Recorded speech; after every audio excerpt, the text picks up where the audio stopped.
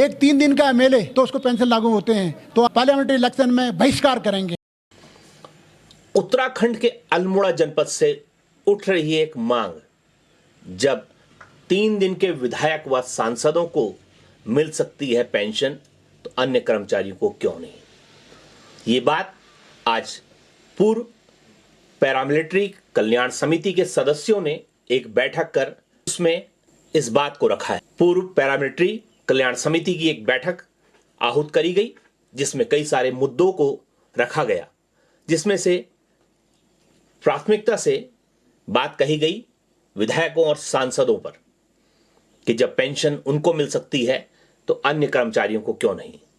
इसी के साथ उन्होंने कैंटीन में मिलने वाली सुविधाओं पर भी कई सारी बातें रखी, जिसमें जीएसटी से मुक्त किया जाए कैंटीनों को। ऐसी ही सुविधाएं और भी उन्होंने कही है और उनकी मांग है कि अगर उनकी इन मांगों को पूरा नहीं किया जाता है तो वो 2024 के चुनावों का करेंगे बहिष्कार।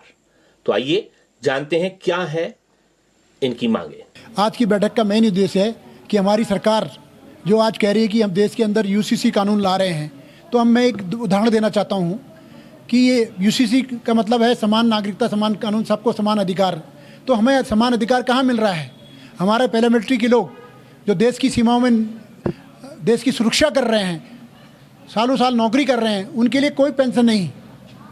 लेकिन एक 3 दिन का एमएलए, 3 दिन का भी कोई एमएलए होता है, एक बार शपथ ले लेता है तो उसको पेंशन लागू होते हैं। तो आप मानते हैं कि यूसीसी के अंदर में इस बात को भी लाना चाहिए?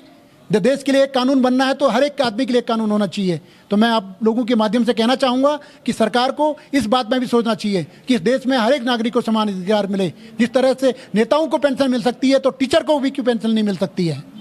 आज की बैठक में हमारा दूसरा मुख्य मुद्दा यह है कि देखिए, सीमाओं की रक्षा बीएसएफ, आईटीबीपी और एसएसबी आसाम राइफल कर रही है, और देश के अंदर लॉ एंड ऑर्डर मेंटेन करने के लिए सीआरपीएफ पूरे हिंदुस्तान में घूम रही है। आप मणिपुर का हाल आप देख रहे हैं, आप कश्मीर का हाल देख रहे हैं, आप पंजाब का हाल देख रहे हैं। इसके अलावा एयरपोर्ट की सुरक्षा हमारी सीआईएसएफ करती है। लेकिन क्यों हम लोगों के लिए संघ सौतेला बिहार? हमें प्रदेश सरकार और राष्ट्रीय सरकार सेना की भांति सुविधाएं क्यों नहीं देती है? हमें कोई जीएसटी माफ नहीं है।